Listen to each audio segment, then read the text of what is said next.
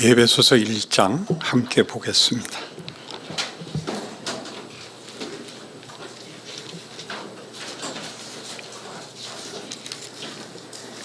에베소서 1장 3절에서 6절, 제가 자주 외우고 자주 인용하니까 여러분들도 외워 주셔야 됩니다.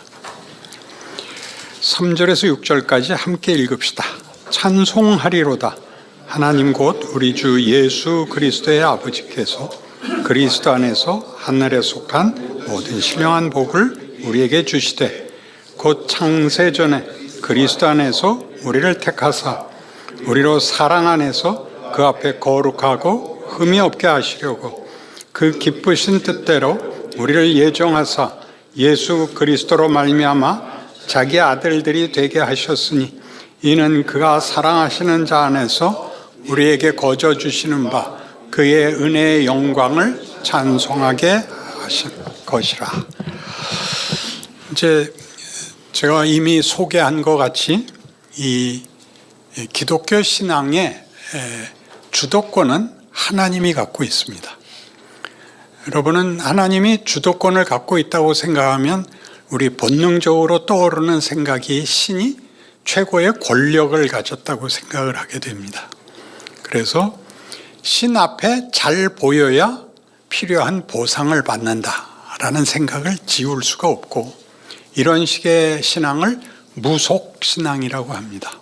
무속신앙은 신이 없는 겁니다. 사실은 자기가 신을 만들고 신이 있다고 가정하고 그 신에게 자기가 할 수 없는 도움을 받기 위해서 신을 감동시키기 위해 도덕성을 가지거나 치성을 바치는 것으로 그 신앙과 보상을 약속받는 줄로 알고 있습니다.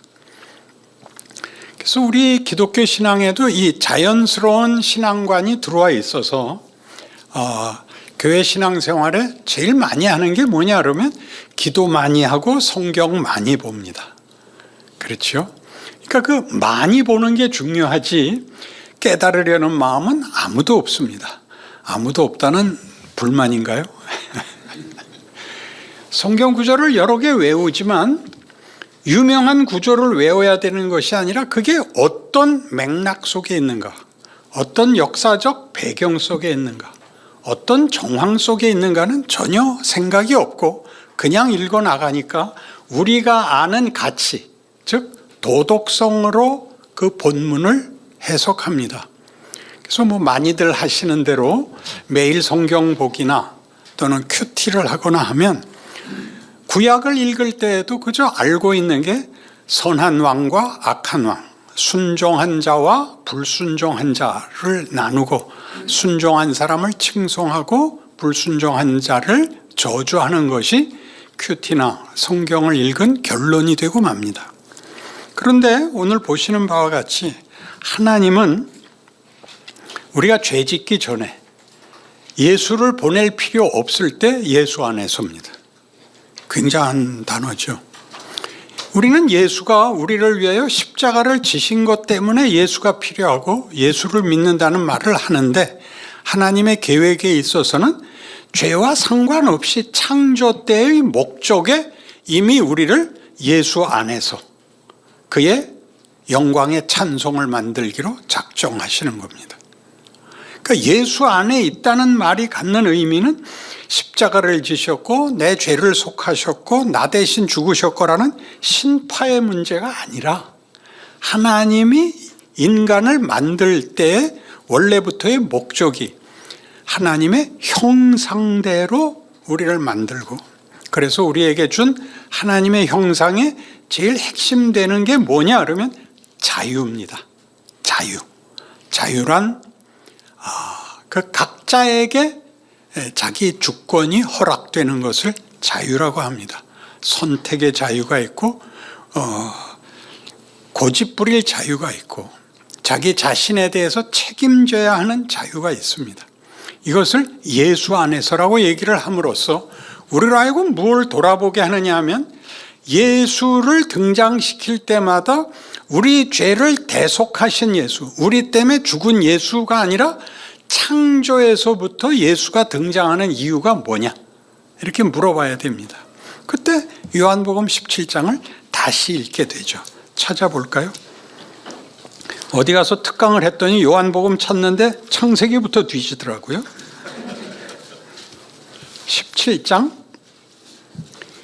21절부터 보죠. 아버지요, 아버지께서 내 안에, 내가 아버지 안에 있는 것 같이 그들도 다 하나가 되어 우리 안에 있게 하사 세상으로 아버지께서 나를 보내신 것을 믿게 하옵소서. 내게 주신 영광을 내가 그들에게 주었사오니 이는 우리가 하나가 된 것 같이 그들도 하나가 되게 하려 함이니이다. 곧 내가 그들 안에 있고 아버지께서 내 안에 계시오 그들로 온전함을 이루어 하나가 되게 하려 함은 아버지께서 나를 보내신 것과 또 나를 사랑하심 같이 그들도 사랑하신 것을 세상으로 알게 하려 함이로소이다. 자, 여기서 예수는 우리를 속죄하기 위하여, 우리를 구원하기 위하여 대신 죽으시는 자리의 목적이 첫 번째가 아니라 아버지와 내가 하나인 것 같이 쓰여진 방법이요, 수단이요, 예수님의 역할이었던 것입니다. 창세 전에 그리스도 예수 안에서 우리를 택하사 그 사랑하시는 자 안에서 거룩하고 흠이 없게 하고 자녀로 삼으시기로 한 그것을 우리에게 우리의 실패와 우리의 배신에도 불구하고 이루시기 위하여 아버지가 나를 보냄으로써 이게 아버지가 나를 보내신 것을 믿게 하옵소거든요. 아버지가 아들을 보냄으로써 무슨 얘기를 하느냐 하면 아버지와 아들이 하나인 것 같이 아들을 보냄으로써 너희를 하나님 아버지가 내 아들같이 대접하는 지위와 신분을 원하고 있다. 이렇게 얘기하는 것입니다. 그러니까 신앙이라는 것은 얼마나 잘 믿느냐 이렇게 얘기할 수 있는 게 아니라 인간이라는 존재의 정체, 그리고 그 지위, 그 신분, 그리고 그 운명이 무엇을 근거로 하여 우리가 이해를 해야 하며 믿어야 하는가의 문제인 것입니다.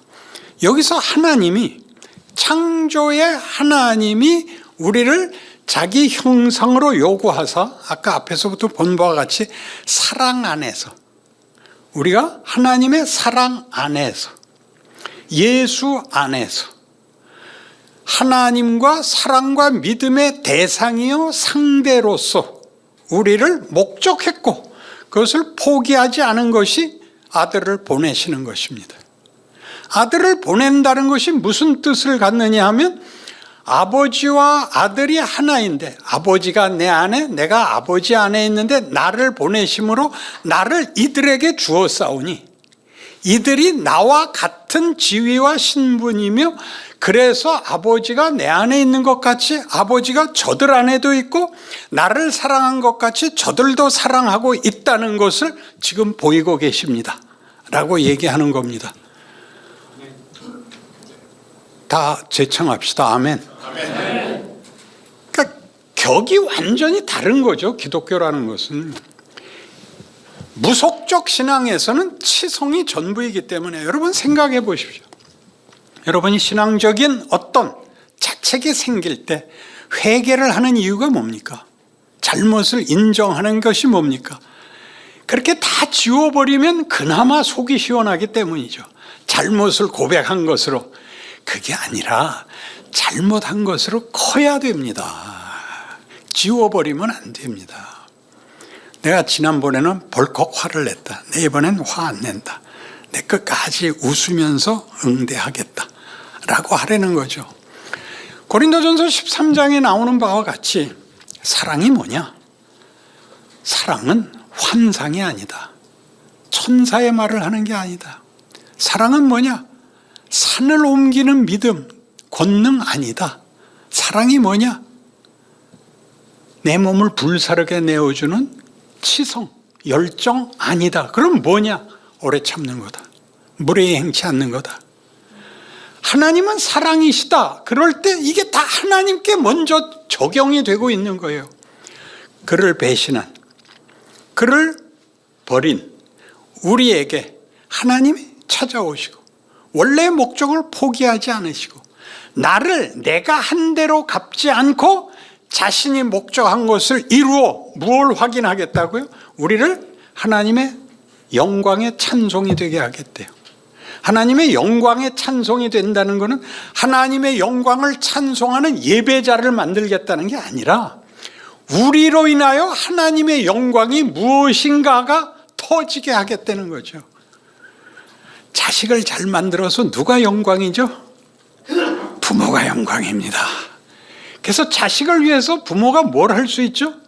죽을 수 있습니다. 아들을 보내어 하나님이 무슨 영광을 지금 취하시는 겁니까? 이 하나님이 그 아들을 우리에게 주시는 것으로 하나님은 정말 이런 하나님이구나라고 증명하고 있다라고 예수님의 성육신이 아버지의 영광으로 소개되고 있는 것입니다. 잘 아시는 요한복음 3장 16절 같이 외워보실래요?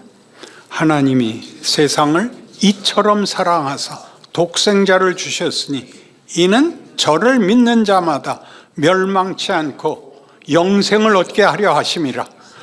어느 때? 요한복음 1장이 뭔지 아세요? 태초에 말씀이 계시니라.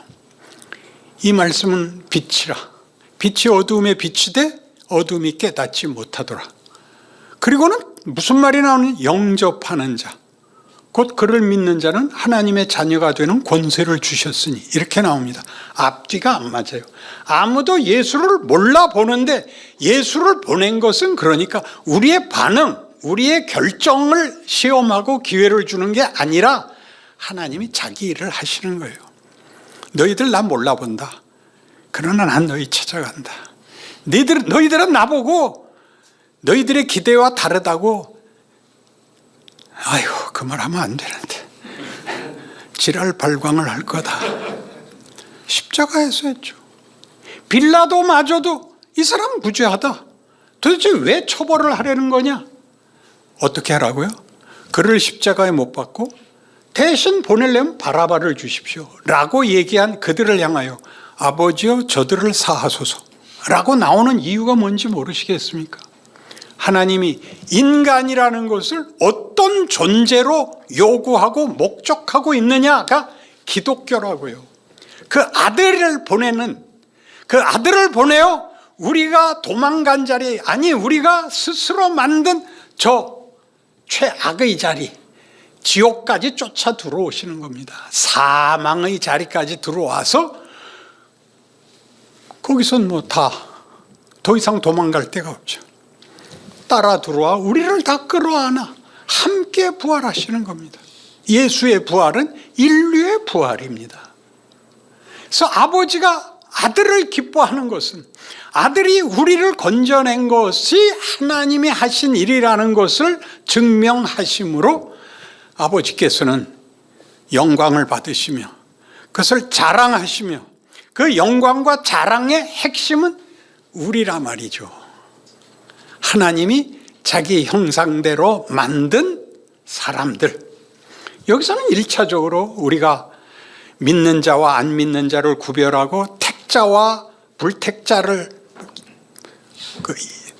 분리하고 하는 것들은 여기서는 무의미합니다. 거기는 알 수가 없습니다. 요한복음 3장 16절을 외우고 나면 꼭 문제가 되는 게 17절을 잊어먹는다는 사실입니다. 17절 외워볼까요? 그 아들을 세상에 보내신 것은 세상을 심판하려 하심이 아니요 그 아들로 인하여 세상이 구원받게 하기를 원함이라입니다. 하나님이 구원하시려고 합니다. 믿었다 안 믿었다는 믿음은 물론 복되고 안 믿는 거는 복일 수 없고 그는 저주 속에 있고 비극 속에 있을 수밖에 없는 현실을 우리가 분명히 둘이 같지 않은 걸 보고 있지만 하나님이 천지를 창조하시면서 빛이 있으라 생명이 있으라 라는 것 같이 이렇게 얘기한 것. 내가 네게 복을 주어 네 이름을 창대케 하리니 너는 복의 근원이 될지라. 너를 축복하는 자에게는 내가 복을 내리고 너를 저주하는 자에게는 내가 저주하리니 땅의 모든 족속이 너를 인하여 복을 얻을 것이니라. 가 아브라함의 어떤 조건일 때 받습니까? 아무것도 모를 때. 그래서 히브리서에서 뭐라 그러죠? 하나님이 아브라함을 부를 때 갈 바를 알지 못하고 나왔다. 믿음이 좋아서 부름에 응했다가 아닙니다. 자기는 전혀 모를 길을 왔다. 자기는 하나님이 자기를 대접하는 게 뭔지도 몰랐고 이 불러냄을 거절할 수도 없어서 나왔다. 그래서 어디까지 갔죠? 애굽까지 가지 않습니까? 기근이 들자, 먹을 거리가 없자 먹을 거 있는 애굽까지 내려갔다가 마누라 때문에 자기까지 죽을까 봐 너희 동생이라고 속였다가 바로에게 하나님이 나타나 너 손대면 죽인다 그래서 놀래가지고 너 임마 왜 거짓말했냐. 그리고 올라와서 소돔 고모라의 전쟁이 일어나는 속에서 하나님이 함께 하시사 그 롯을 데리고 온 곳, 이런 모든 것이 넘쳐난 다음에야 하나님께서 하늘을 들어 별을 보라. 내가 네 자손이 저 하늘의 별 같고 땅에 바다의 모래 같게 하겠다. 그때야 믿습니다. 믿음이라는 게 생깁니다. 아무것도 없는 곳에서 무슨 제비 뽑기 하듯이 무슨 경품을 뽑듯이 하는 것이 아니라 하나님이 우리를 설득하시는 겁니다. 설득을 한다는 건 무슨 뜻이죠? 하나님이 자기를 알리는 것이고 자신을 알리는 것이 우리에게 가장 중요한 본문이기 때문입니다.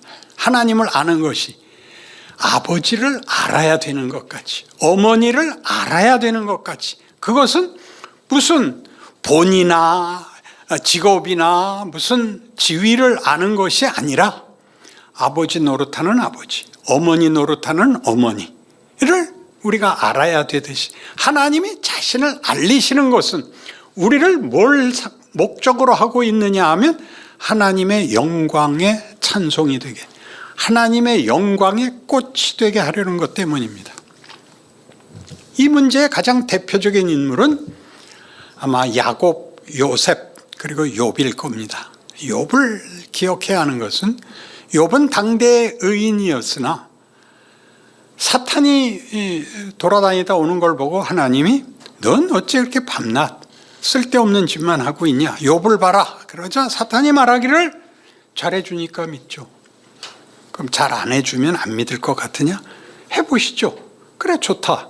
그래서 하루아침에 재산 다 뺏기고 자식들 다 죽고 몸에 병이 나서 기왓장으로 몸을 긁으며 앉게 되고 친구들이 찾아와서 하는 충고가 뭐죠? 빨리 회개해라. 욥의 대답이 걸작이죠. 난 회개할 거 없다. 야, 죄 없는 사람이 어딨냐? 그럼 하나님이 잘못했단 말이냐?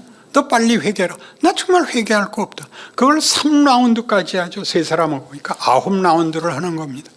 그들이 욥을 이기지 못합니다. 엘리후가 나타나서 야, 하나님은 창조를 하신 창조주시고 너는 일개 피조물인데 어떻게 하나님한테 그렇게 대들 수가 있느냐. 그러고 하나님이 등장하십니다. 이 창조를 끌어들인 것이 실마리가 되어서 하나님이 욥을 불러놓고 뭘 보이느냐 하면 창조 세계를 보입니다.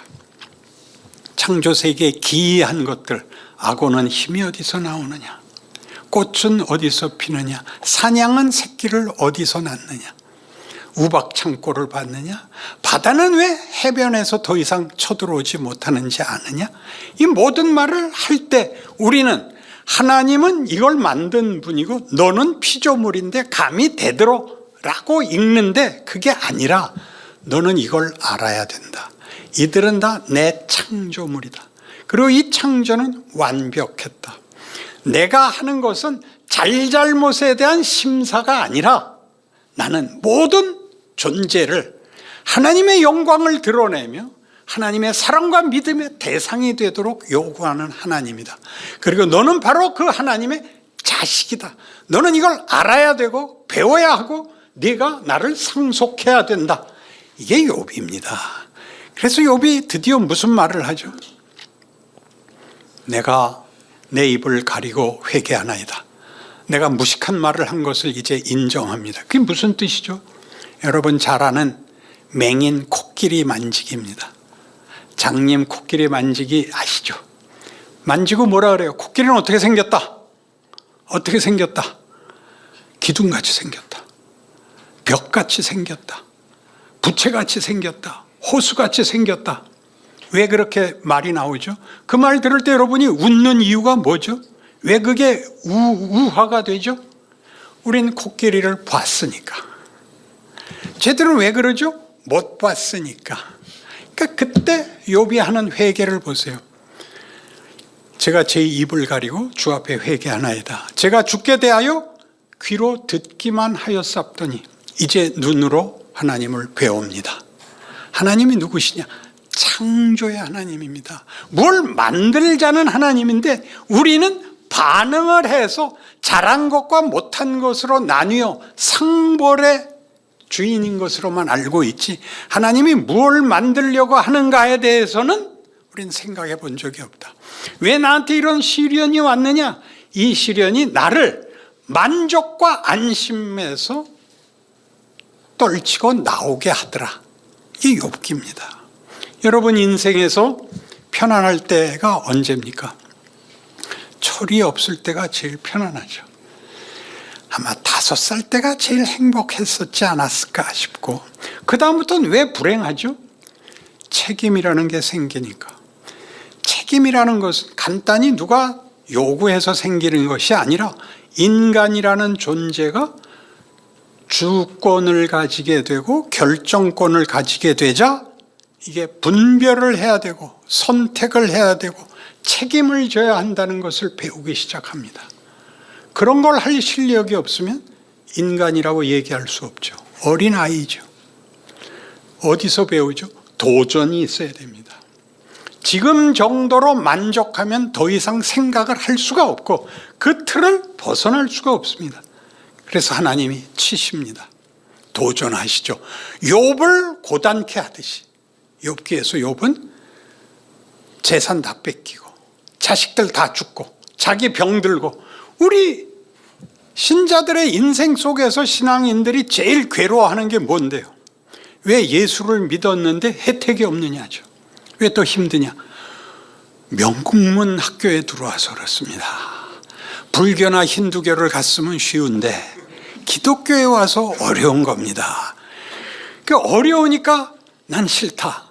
저 학교로 전학 가겠다. 가라. 가시겠습니까? 그게 이제 성경이 하고 싶은 얘기입니다.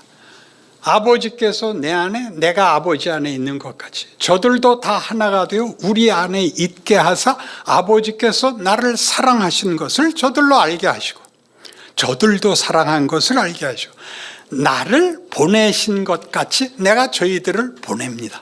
그게 마태복음 28장 18절 이하죠. 땅끝까지 가서 예수를 전해라. 내가 세상 끝날까지 너희와 항상 함께 있을 것이니라. 우리가 성자 예수님이 하신 성육신과 메시아직을 잇는 역할을, 그러니까 세상을 구원하여 하나님 나라를 만드는 일에 우리를 동력자로 부르고 있고, 우리를 그 일에 하나님의 뜻에 대등한 지위와 신분으로 부르고 있다는 사실을 깨우쳐야 됩니다. 이중적 의미를 가지는 것이죠. 그래서 이제 다시 로마서 3장으로 와보시면, 그래서 구원이 어떻게 이루어지느냐 하면 이것이 구원에서 어떤 식으로 나타나느냐. 로마서 3장 23절. 모든 사람이 죄를 범하였음에 하나님의 영광에 이르지 못하더니입니다. 그러니까 구원은 지옥 안 가고 천국 가는 싸움이 아니라 영광의 자리에 가도록 요구되고 있는 것입니다. 영광의 자리. 에베소 1장에서도 우리의 예수 그리스도 안에서 우리에게 거저 주시는 바 그의 은혜의 영광을 찬송하게. 여기도 마찬가지입니다. 죄를 범함으로 뭘 못하게 됐다고요? 영광의 자리에 갈 수가 없게 됐습니다. 어떻게 해요? 죄는 도덕적인 것이 아니라 하나님과의 관계가 끊어진 것을 죄라고 합니다. 요한복음 15장에 나오는 포도나무 비유같이 가지가 줄기에 붙어 있으면 많은 열매를 맺되 가지가 줄기에서 끊어져 있으면 땅에 떨어져 마르고 썩느니라 입니다. 그 썩는 것이 도덕적 부패로 우리한테 증상을 그 죄의 본질인 줄 알고 있는데, 거짓말했다, 욕을 했다, 쌈질을 했다가 죄가 아니라 생명에서 끊어져 있기 때문에 사망에 이를 수밖에 없는 것입니다. 죄를 져서 벌을 받는 것이 아니라 그 죄가 결과적으로 무엇이 되는가? 소멸되는 거죠. 가치와 존재가 소멸되는 것을 사망이라고 한다, 그러는 것입니다. 진도가 너무 빠른가요? 여러분들이 신앙생활을 적어도 몇십 년씩 한 분들이에요. 바나바 하니까 믿은 지 20년 이하는 다음부터 오지 마세요. 그러니까 여러분들이 실컷 들은 단어들이 무슨 스토리였는가로 이렇게 꿰어 맞춰지는 순간이어야 옳은 것입니다.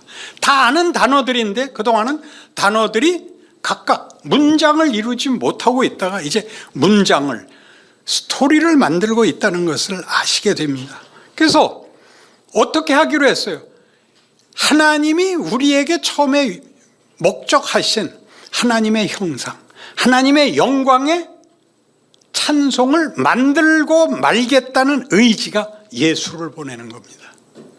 불쌍히 여기사가 아니라 하나님이 창조 때부터 가졌던 그의 성실하심이, 인류라는 것을 만든 인간에 대한 하나님의 고집이, 이걸 만드는 것입니다. 이어볼까요? 그리스도 예수 안에 있는 속량으로 말미암아 하나님의 은혜로 값없이 의롭다 하심을 얻은 자 되었느니라. 우리 잘 많이 얘기하는 은혜로 구원을 받았다 하는 얘기입니다. 여기서 은혜로 구원을 받았다는 언제나 값없이 때문에 공짜로가 됐습니다. 공짜로 은혜를 받는다라는 것은 실제로는 성립이 되지 않습니다. 아무에게나 은혜를 베푼다, 그런 말이 되면 목적도 없고 이유도 없고 대상도 불분명해집니다. 여기서 죄인인 인류에게 은혜를 베푼다라는 말은 하나님이 인간에 대해서 가진 뜻을 이루기 위하여 우리에게 자격과 조건을 묻는 것이 아니라 하나님의 의지가, 그의 성실하심이 이 일을 이루고야 말았다, 이렇게 얘기하는 겁니다. 예수를 보내고 그를 십자가에 못 박습니다. 뭘 하려고요? 우리를 하나님의 영광의 찬송을 만들기 위해서입니다. 그러니까 기독교 신앙은요, 60이 넘어야 꽃을 핍니다. 그 전에는요, 인간이라는 가치를 이해할 수가 없습니다. 그 전에는 생존 경쟁에 너무 밀려서 신앙생활을 정당히 할 여유가 없습니다. 은퇴를 해야, 시간이 남아야, 그래서 난 뭔가를 비로소 생각하게 되고, 나라는 존재가 빨리 죽어 없어져야 되는구나 라는 자책, 체념, 자폭에서가 아니라 내 존재의 가치가 어디서 어떻게 왜 만들어지는가에서 기독교 신앙이 답을 주고 있다는 것을 알게 됩니다. 내 손녀딸은 어렸을 때 제가 길렀습니다. 그 동생이 연년생이라서 우리 첫째가 어렸을 때 제가 데리고 자고 제가 기저귀 갈았습니다. 그래서 이 손녀딸은 이 세상에서 누가 제일 좋으니가 언제나 할아버지였습니다. 그러니까 할머니가 섭섭하죠. 그래서 이렇게 묻곤 했습니다. 둘째는? 제 손녀딸의 대답이 걸작입니다. 없어요. 그 할머니가 야, 나 둘째라도 시켜줘. 울었습니다. 나는 마음을 나눌 수가 없어. 하나님이 우리에게 듣고 싶은 답입니다. 고백입니다. 우리가 왜 잘 돼야 되느냐? 하나님의 소원입니다. 너를 위해서라면 내가 못할 것이 없다가 예수여 십자가입니다. 하나님이 의지를 갖고 있다는 걸 잊지 마십시오. 창조의 하나님이고 부활의 하나님이라는 것은 없는 것을 만들 수 있고, 그러니까 조건과 자격을 불문하고 만들 수 있고 잘못된 것까지도 뒤집어서 세울 수 있다고 얘기하면 겁날 게 없습니다. 그러니 탄식하지 마십시오. 늙었다를 탄식하는 데 쓰지 마시고 웃으십시오. 그냥 놀리면 웃고 화날 때도 웃으십시오. 왜 웃냐고요? 싸워봤자 아무 소용이 없어서 나는 웃는 사람이 되리라, 이렇게 결심하셔야 됩니다. 기독교가 무엇인가? 인간이라는 존재가 무엇인가? 한평생 고생하다 죽으면 그만인가? 그런 게 아니고 너무나 놀라운 거예요. 빨리 가고 싶다고요. 그런데 왜 빨리 안 데려가느냐? 너 예수가 너희를 위하여 육체로 온 것 같이 너 네 자리에서 성육신을 해라 입니다. 성육신을 해라. 제자들의 발을 씻겨라. 호산나 찬송하리로다가 라고 외쳤던 놈들이 너를 못 박으라 그럴 때 못 박혀라. 그리고 기도해라. 아버지여 저들을 사하소서. 이거 해라. 굉장한 거 아니에요? 권력을 가지고 누구를 무릎 꿇리고 누구에게 공포의 대상이 되는 건 얼마나 치사합니까? 인간이라는 존재는 이런 폭력에 의해서는 자신에 대해서 만족할 수 없습니다. 모든 인간이 다 예수를 믿지 않는 한 외롭다, 괴롭다를 탄식처럼 반복할 수밖에 없습니다. 여기에 그 답이 있죠. 은혜로. 근데 이 은혜를 뭐라 그러냐 하면 25절에 이 예수를 하나님이 그의 피로써 믿음으로 말미암는 화목제물로 세우셨습니다. 은혜가 하나님의 의지, 하나님의 고집. 그러니까 우리에게 조건이 없는데 우리한테 베푸시는 거라서 은혜라고 얘기하는데 왜 믿음이 거기 다시 등장하냐 하면 믿음이라는 선택을 해야 된다가 아니라 믿음이란 뭐냐 하면 이해관계나 어떤 권력관계나 다른 무슨 관계와 전혀 다른 관계를 믿음의 관계라 그럽니다. 가장 잘 알 수 있는 게 혈연입니다. 부모와 자식은 믿음의 관계입니다. 그 믿음이 신뢰할 만한 거하고 다릅니다. 다른 것으로는 설명이 안 됩니다. 어느 날 알아봤더니 자식이 석 달 동안을 학교를 안 갔더라는 겁니다. 그래서 엄마가 두들겨 팼죠. 너 다시 그러면 이번엔 죽일 거야. 그 다음에 뭘 합니까? 팬 다음에 밥상을 내밀죠. 밥 먹어 이 새끼야. 그 여태껏 패놓고 무슨 밥을 먹으래. 안 먹어. 이 새끼 안 먹어. 집에 쳐넣는다. 그게 뭐예요? 그게 믿음이에요. 자식이잖아. 자식이잖아. 그러니까 자식은 뭐라고 반발해요? 나 안 먹어. 나 집 나갈 거야. 우리 모두 그렇게 반발해요. 왜? 하나님 믿으면 특혜를 줄 알았는데 특혜를 하나도 안 주거든. 늦게 믿는 게 최고야. 죽기 전에 믿어가지고 그 전에는 지 맘대로 살다가 5분 전에 회개해서 죽고 천국 가는 거야. 얼씨구 그러면 올챙이라니까. 올챙이라고. 하나님이 우리와 함께 일해서 우리라는 존재와 우리가 겪는 인생에 우리가 빛이 되고 진리가 되고 생명이 되는 거예요. 설득하려고 그럴 거 없어요. 나중에 하겠지만 로마서 12장에 가면 너희를 핍박하는 자를 저주하지 말라. 저주하지 말고 축복하라. 악으로 악을 갚지 말고 선으로 악을 이기라.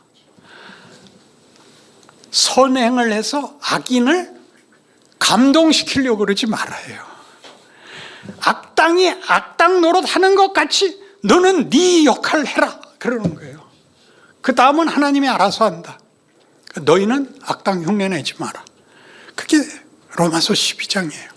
로마서 12장은 무슨 얘기냐면 너에게 맡겨진 한계와 조건 속에서 최선을 다해라. 더 많은 지식, 더 많은 권력, 더 많은 지위, 더 많은 기회, 그런 거 너희는 따질 필요 없다. 네가 지금 있는 조건, 저의 조건은 허리 아픈 겁니다. 그 성미가 급한 거, 성미가 급해서 말씀이 힘있게 전파된다 라고 누가 나한테 말해줘서 힘을 얻었습니다. 귀에 쏙쏙 들어옵니다. 고개를 돌리고 있어도 안 들을 수가 없습니다. 그리고 중간중간 욕하는 것도 너무나 좋습니다. 졸다가 깨게 됩니다. 하나님 일하심을 여러분이 인정하시고 자신의 선택, 자신의 역할에 대해서 자신이 할 수 있는 것을 하라. 그게 로마서 12장입니다. 그러니까 우리를 구원하여 천국에 데려가고 아무 일도 없는 자리, 모든 것이 순탄한 자리를 주는 것이 복이 아니라 신분, 지위, 역할, 그리고 하나님과의 관계. 아버지가 내 안에, 내가 아버지 안에 있는 것 같이 저들도 다 하나가 되어 우리 안에 있게 하사 아버지께서 나를 보내신 것을 저들로 믿게 하옵소서. 우리를 다 끌어안으시는 하나님, 언제나 내 편, 하나님이 내 편, 하나님이 내 편. 나를 통해서 하나님이 영광 받으시겠다고, 하나님이 직접 하시면 더 쉬운데 나보고 하라고, 네가 하자는 대로 내가 하겠다고 하시는 하나님. 정말 하나님이 내가 하자는 대로 한다고요? 우리가 예수를 십자가에 못 박았거든요. 끌려가시죠. 저항하지 않으십니다. 그것이 성경이 말하는 예수를 믿으라는 말입니다. 예수를 믿으라가 예수를 선택해라가 아니라 예수를 보냈다는 것이, 예수를 믿으라는 말이 무슨 말인지 이해해라 이겁니다. 하나님이 자기 아들을 우리를 위하여 보냈다는 게 무슨 말인지, 하나님이 나에 대해서 어떤 분인지, 나를 어떻게 대접하고 나에게 어떤 목적을 가지고 의지를 갖고 있는지를 그 아들을 보낸 것을 보고 믿으라 그럽니다. 믿음은 어디서 나왔죠? 하나님이 우리를 믿어서 예수를 보낸 거거든요. 욕먹은 아들이 밥 다 처먹은 다음에 엄마가 그럽니다. 난 네가 잘할 줄로 믿어. 왜 그 말을 쓸 수 있죠? 여태껏 3개월이나 땡땡이 치고도 말 안 듣는 자식 죽도록 패놓고 밥 먹이고 믿어라는 말이 무슨 뜻인지 아시죠? 상대에게 요구하는 조건이 아니라 내가 널 그대로 놔둘 리 없어 각오해. 복된 저주입니다. 아이, 이런 말이 있나? 이게 기독교입니다. 하나님이 누구신지, 예수를 보냈다는 게 무슨 말인지, 예수를 믿으라는 게 무슨 말인지를 알아들어야 되는데, 무릎 꿇고 벌벌 기고 겁내고 이것만 해주시면 다시는 찾아오지 않게 해주십시오. 이게 기도다. 이빨을 다 뽑아야 돼요. 정말 우리의 부족함은 이루 말할 수가 없는데 나랑 일하시겠다 해요. 네 자리는 아무도 대신하지 못한다. 네 자리를 지켜라. 거기에 내 모든 영광을 쏟아붓겠다. 내 모든 능력을 쏟아붓겠다. 내 모든 정성을, 사랑과 믿음과 성의를 너 안에 쏟아부어. 나는 너 없이는 혼자 영광 받지 않겠다. 이렇게 하는 것입니다. 기도합시다. 하나님 아버지, 하나님이 그 아들을 보냈다는 이 놀라운 선언과 예수를 믿으라는 권면의 말씀에 우리 항복합니다. 우리 남은 생에는 좀 더 멋있게 신자답게 살게 하시고 그 영광을 드러내는 본분 지키게 하옵소서. 나를 만나는 사람들이 내게서 진리를, 생명을, 빛을, 희망을 보게 하옵소서. 충성을 갖고 순종하겠습니다. 붙들어 주시옵소서. 영광 받아주시고 홀로 있지 않다는 것 매일 붙들어 주옵소서. 예수님 이름으로 기도합니다. 아멘.